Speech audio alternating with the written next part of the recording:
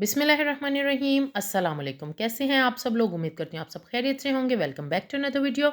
Today in this video we will be discussing the most common questions which are asked by the visa officer at the American embassy during your interview.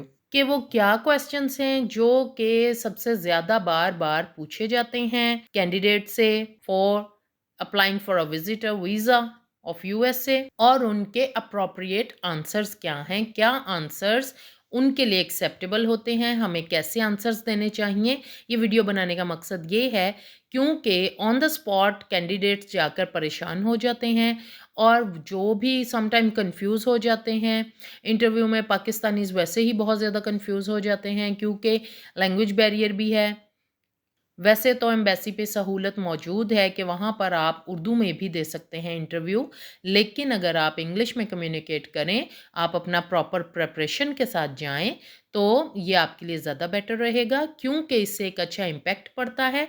Because अगर आप उर्दू बोलते हैं, तो वहाँ पर ये impression visa officer को ये इम्प्रेशन जाता है कि ये अमेरिका जाकर कैसे वहाँ पे मैनेज करेंगे, इनको तो बेसिक इंग्लिश भी नहीं आती, कम्युनिकेशन कैसे करेंगे।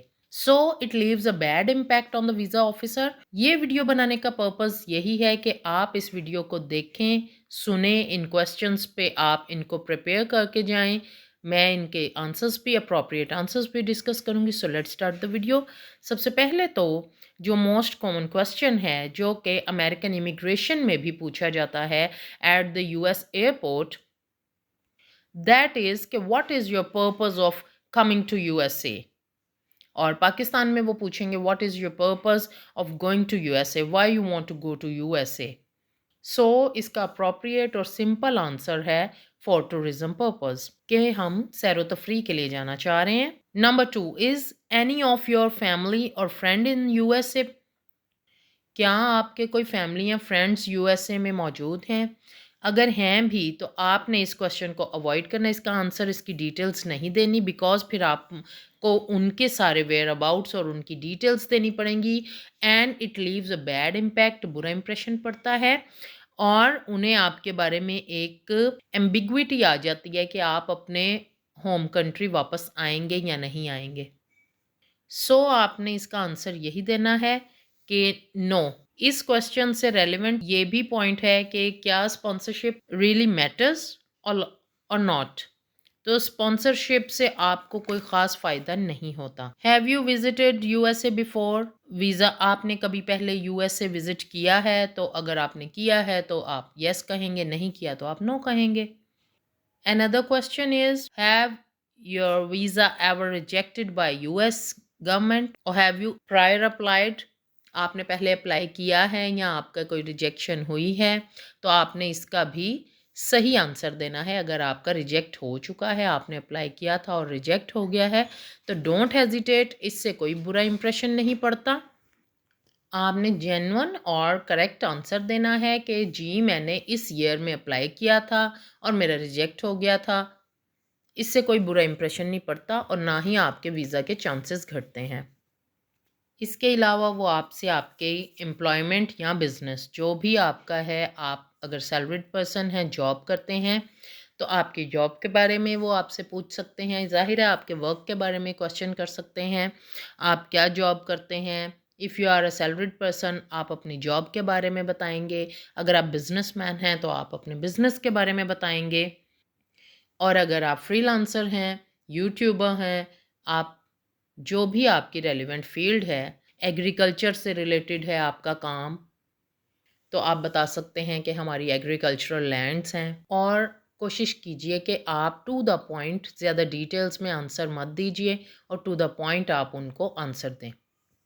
फिर वो अगर आप जॉब या बिज़नेस जो भी बता रहे हैं, फिर वो आपसे पूछ सकते हैं कि आप कितने अरसे से ये काम कर रहे हैं, how long have you been working with the company, with the organization, और how long you have been doing this business. Then another probability is कि वो आपसे आपके ट्रैवल प्लान के बारे में पूछें कि आप कितने दिन का आपका ट्रैवल प्लान है।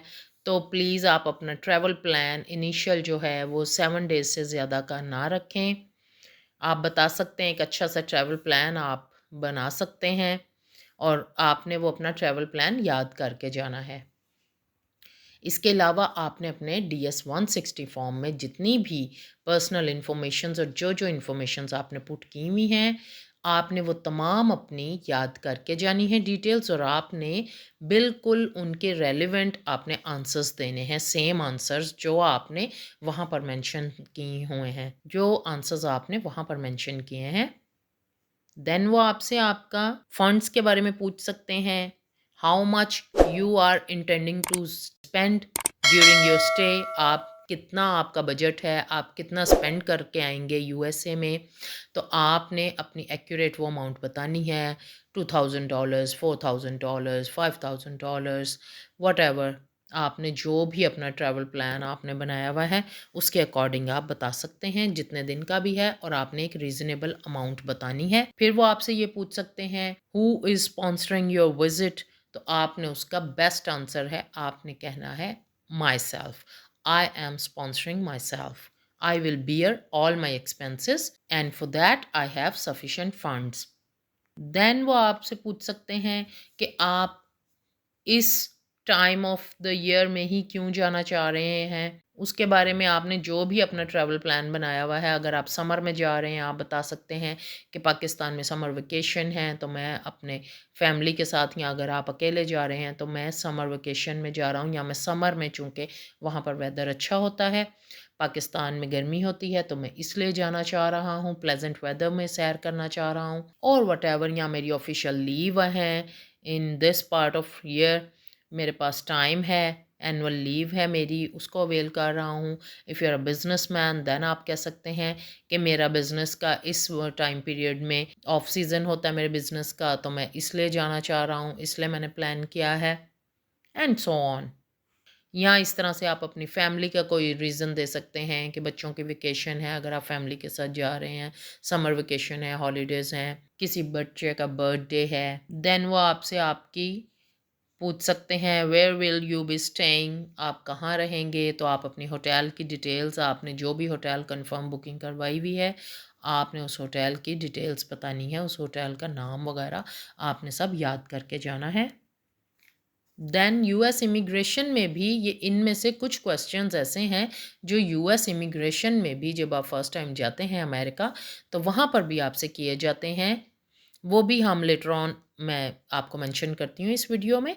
एंड पे पहले हम ये क्वेश्चंस कर लें जो कि वीज़ा ऑफिसर पूछ सकते हैं। ये तमाम क्वेश्चंस वो नहीं पूछते, उनका एक बड़ा प्रिसाइज़ किस्म का इंटरव्यू होता है। लेट मी क्लियर दिस, कि वो ये तमाम, अगर हम फॉर एग्ज़ाम्पल मैं आपके साथ 10-15 क्वेश्चंस यहाँ पर डिस्कस कर रही हूँ, तो इट डज़न्ट मीन कि वो आपसे ये 15-20 क्वेश्चंस पे मबनी एक लंबा सा इंटरव्यू करेंगे, नहीं। वो एक शॉर्ट इंटरव्यू कंडक्ट करते हैं, इनमें से कुछ क्वेश्चंस वो आपसे पूछेंगे, तमाम क्वेश्चंस नहीं पूछेंगे। So don't worry at all, लेकिन आपने अपनी प्रिपरेशन अच्छी सी करके जानी है to avoid any inconvenience which can lower the chances of your visa. They can also ask you about your return ticket. आपका टिकट किस डेट का है, आपने किस डेट का करवाया हुआ है बुक, कब से कब तक का, ये तमाम डिटेल्स आपने याद करके जानी है। देन वो आपसे आपकी पर्सनल इन्फॉर्मेशन ले सकते हैं। अगर आप अकेले अप्लाई कर रहे हैं तो आपकी फैमिली टाइज़ के बारे में वो आपसे पूछ सकते हैं, आपकी फैमिली मेम्बर्स के बारे में पूछ सकते हैं। Do you have family members back home, how many children you have और how many dependents you have. तो इस क्वेश्चन के आंसर में आपने उनसे अच्छी तरह सेटिस्फाई करना है कि I have strong ties with my home country, मेरा यहाँ बिजनेस है, या फॉर एग्जांपल अगर आप जॉब करते हैं, मेरी यहाँ जॉब है, मेरा करियर है, मेरी फैमिली है, मेरे बच्चे हैं, मेरी होल फैमिली है। आपने अपना कहीं अंदाज में ये नहीं शो करना कि मेरे ऑलमोस्ट सारी फैमिली यूएसए में है, सिर्फ मैं यहाँ रह गया हूँ और मेरा भी इंटेंशन है कि मैं भी वहाँ जाऊँ। आपने ऐसी कोई, जैसे हमारी पाकिस्तानी सोसाइटी में होता है कि हम इसको बड़ा एक प्लस पॉइंट समझते हैं और एक ऑनर समझते हैं, और हम ऐसी बातें बहुत शौक से करते हैं, मेंशन करते हैं अपनी डेली रूटीन लाइफ में। आपने ऐसा कोई आंसर वहाँ पर नहीं देना, ये आपके अगेंस्ट जाएगा। आपने अपनी strong ties शो करनी है with your home country. Then they may ask you about your personal assets. तो आप बता सकते हैं फॉर एग्जांपल आपके पास कार है, घर है, लैंड है. एक और चीज़, दे में ask you about your bank statement. Mostly bank statement वो रिक्वायर नहीं करते हैं, लेकिन visa officer may ask you about that. और कोई लंबे चौड़े आपके पास एसेट्स होना ज़रूरी नहीं है. यूएस का वीज़ा हासिल करने के लिए कुछ मिथ्स हैं कि जी आपके पास लंबी चौड़ी बैंक स्टेटमेंट्स, ना तो यहाँ पर बैंक स्टेटमेंट वर्क करती है और ना ही आपका हाई प्रोफाइल होना ज़रूरी है कि आपकी हाईली पेड हैं, आप हाई इनकम है. एक एवरेज सैलरीड पर्सन भी यूएसए का वीज़ा अप्लाई कर सकता है और हासिल कर सकता है. नाउ लेट्स डिस्कस कि यूएस इमिग्रेशन काउंटर पे जो क्वेश्चंस आपसे मोस्टली पूछे जाते हैं, that is about your purpose of coming to USA, why you are coming to USA, for how long you are planning to stay in the US, when will you leave the US, have your return ticket, what is your plan, travel plan, which places you have planned to visit in the US.